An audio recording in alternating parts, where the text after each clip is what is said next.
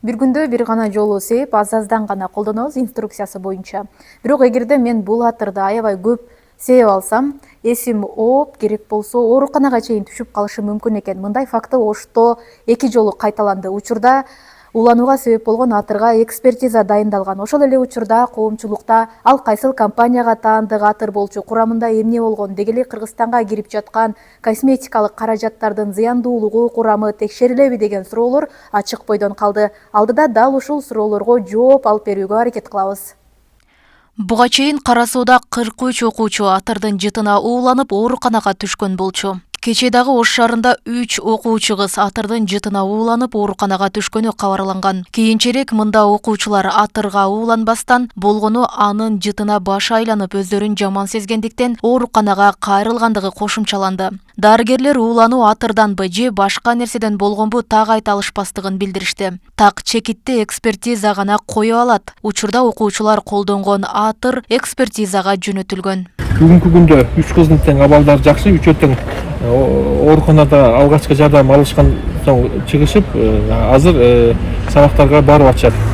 Экспертиза чыкканга чейин жарандарга коопсуздук чараларын көрүү боюнча билбеген эски же болбосо фирмалуу дүкөндөрдөн алынбаган атырлардан оолак болуп туруп, аларды пайдалануудан алыс болууга чакырат элек. Деген менен Кара Суудагы атырга уулануу окуясына дээрлик 20 күн болду. Бирок экспертизанын жыйынтыгы алиге чейин чыга элек. Алгач Оштон текшерилип, андан соң Бишкекке жиберилген. Биринчи кезекте биологиялык, андан соң химиялык экспертиза дайындалган. Мындан улам убакыт созулган. Милиция экспертизанын жыйынтыгы менен гана мыйзамдуу чара колдонуларын компанияга сатуудан алуу боюнча сунуш берилерин билдирди. Бул боюнча ошол кандай буга чейин да тергөө амалында кандай духи колдонгон, эмне себептен алып келген, кайсыл жактан алып келгендиги боюнча бул тергөө амалдары азыркы учурда уланып атат.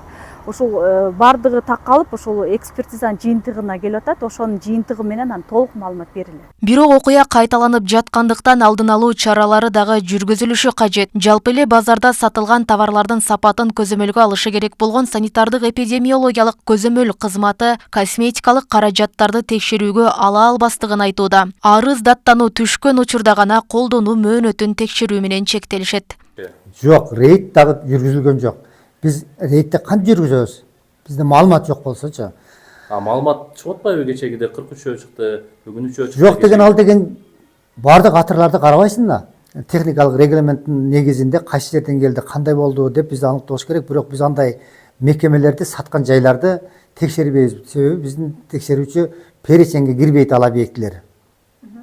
Бул тармак боюнча адис врачтар косметикалык каражаттар адамды ууланууга чейин жеткирбейт деген пикирде. Адам өмүрүнө зыян болгон косметикалык каражаттар пайдаланууга чыгарылбайт. Колдонуу мөөнөтү өтүп кеткен же туура эмес пайдаланган учурда гана терс таасирлерин тийгизиши мүмкүн. Бирок ал олуттуу дартка жеткирбейт дешет. Мындан улам жарандар өздөрү сатып алуудан мурда курамына көңүл бурушу абзел. Просроченный товарды колдонсоңуз, ал эч кандай организмге зыян келтирбейт да. Ал деңгээлчелик адамга зыян келтирбейт. Косметика, чтобы реанимацияга чейин попасть,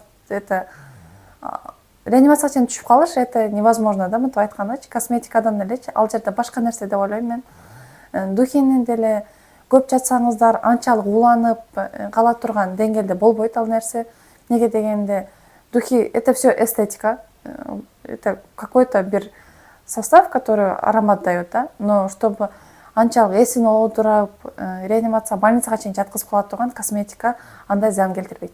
Эске салсак, 29 мартта Кара Суу районуна караштуу Таштак айылындагы мектепте 6-класстын окуучусу атыр чачып ойноп, кесепетинен 43 бала ууланган. Алардын 18-и ооруканага жаткырылган, жандандыруу бөлүмүнө түшүп калгандары дагы болгон. Роза Акматжан кызы, Жылдыз Кадырбаева, Ош ТВ.